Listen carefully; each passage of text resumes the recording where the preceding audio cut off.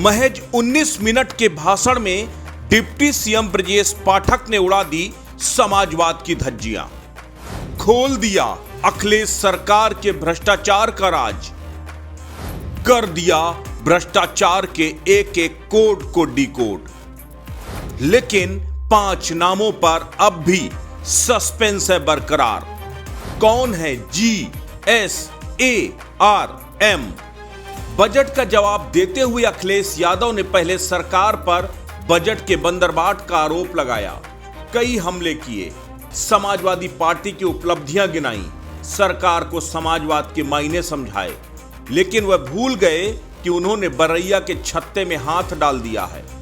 आज जवाब देने के लिए सदन में मुख्यमंत्री योगी आदित्यनाथ तो मौजूद नहीं थे, लेकिन उनके नायब डिप्टी सीएम ब्रजेश पाठक ने मोर्चा संभालने के साथ ही जो ताबड़तोड़ हमला शुरू किया वो देखने लायक था। महज 19 मिनट के भाषण में ब्रजेश पाठक ने समाजवादी पार्टी की धज्जियां उड़ा दी। पहले समाजवादी पार्टी को नकली समाजवादी, फर्जी समाजवादी करार दिया, जमकर हमला किया।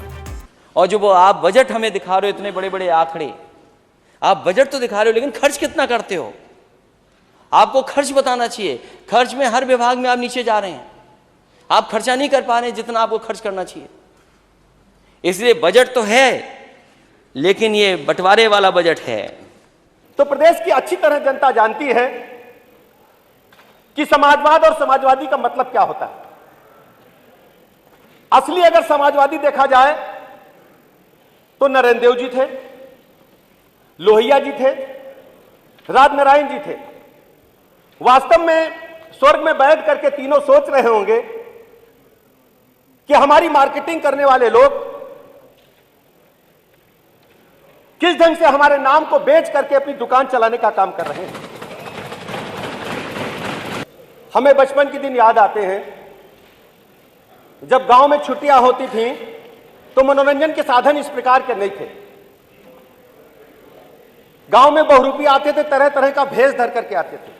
वही व्यक्ति पहले दिन लैला मजनू बनकर के आता था, वही व्यक्ति दूसरे दिन हीर रांझा बनकर के आता था, और वही व्यक्ति अगले दिन बड़ा डाकू बनकर के आता था, और 5वें दिन वही व्यक्ति पुलिस की वर्दी में दरोगा बनकर के आता था।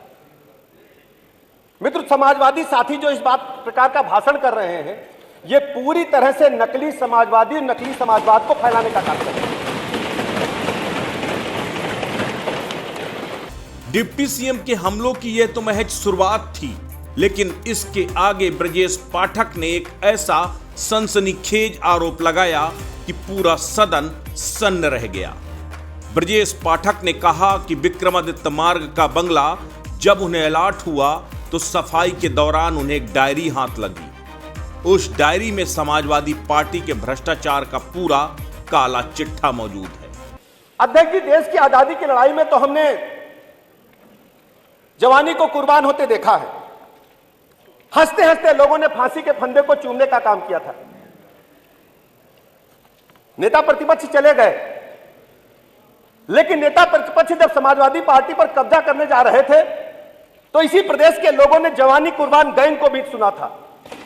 पूरे प्रदेश में नारा लगता था, ये जवानी तेरे नाम, ये जवानी कुर्बान तेरे नाम। वो जवानी कुर्बान गैंग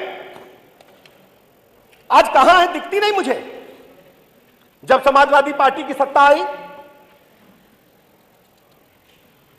तब इन लोगों ने पूरे बजट का वितरण जिस ढंग से किया, उस संबंध में हमें अंदर की जानकारी तो नहीं थी अध्यक्ष जी, लेकिन मैं आभार प्रकट करना चाहूंगा आदरणीय मुख्यमंत्री जी का। जब 2022 में दोबारा भारतीय जनता पार्टी की सरकार बनी आदरणीय मुख्यमंत्री योगी जी के नेतृत्व में, तो उन्होंने विक्रमादित्य मार्ग पर मुझे घर अलॉट कर दिया। जो घर आवंटित हुआ, सफाई के दौरान कुछ डायरियां मुझे मिली,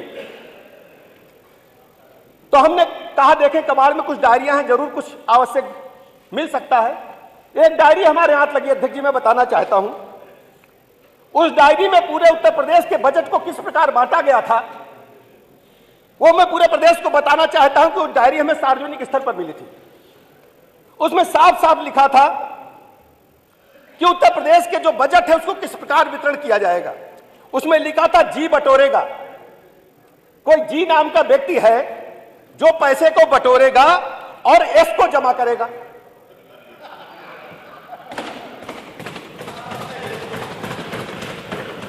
लेकिन जी जो है वो इतना महत्वपूर्ण है कि मुखिया की बात को नहीं सुनेगा, यानी तत्कालीन सीएम की बात को वो नहीं सुनेगा। एस जो पैसा बटोरेगा वो ए के लिए जमा करेगा, लेकिन ए को नगद नहीं देगा, बाद में हस्तांतरित करेगा।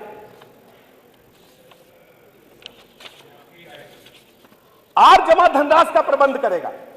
जो आर नाम का व्यक्ति है वो जमा धनराशि का प्रबंधन करेगा और एम की भूमिका पूरी व्यवस्था को संयोजन करने की होगी।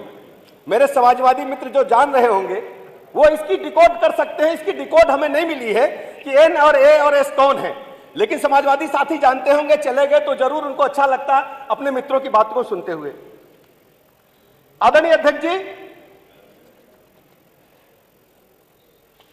उत्तर प्रदेश के विकास के बजाय जब जब ये लोग सत्ता में रहे, चाहे इनके पिताश्री रहे हों, चाहे नेता प्रतिपक्ष रहे हों, प्रत्येक जनपद में दलालों का अड्डा बन गया था।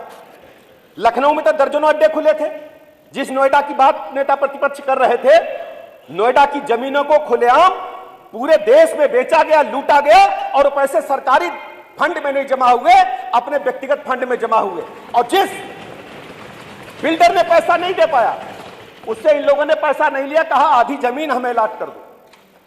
आदरणीय अध्यक्ष जी, अगर जांच हो जाए तो दूध का पानी का पानी हो जाएगा और हर जगह दलाली भ्रष्टाचार का अड्डा। ब्रजेश पाठक ने भ्रष्टाचार की इस डायरी में कुछ कोडवर्ड के जिक्र किए हैं। डिप्टी सीएम ने भ्रष्टाचार के उन किरदारों को कोडवर्ड में बताया है, GSARM। अब सवाल यह है कि अखिलेश सरकार के वो 5 किरदार कौन थे जिन पर ब्रजेश पाठक ने लगाया है भ्रष्टाचार का संगीन आरोप। क्या वाकई में डिप्टी सीएम के आरोपों में कोई सच्चाई है? अगर है तो वो 5 नाम कौन है? आज हम उन 5 कोड को डिकोड करने की कोशिश करेंगे। पहले समझिए, जी पैसे बटोरेगा और एस को जमा करेगा। एस ये पैसा ए के लिए जमा करेगा। आर नाम का व्यक्ति धन का प्रबंधन करेगा और एम की भूमिका व्यवस्था के संयोजन की होगी। हम चाहते हुए भी जानते हुए भी इन नामों का खुलासा नहीं कर सकते, लेकिन इतना तय है कि ब्रजेश पाठक का इशारा अखिलेश यादव के पूरे परिवार की तरफ था। ऐसे में आने वाले समय में डायरी के ये राज सियासी तासीर जरूर बढ़ाने जा रहे हैं। अस्तित्व न्यूज के लिए लखनऊ से प्रवीण तिवारी की रिपोर्ट।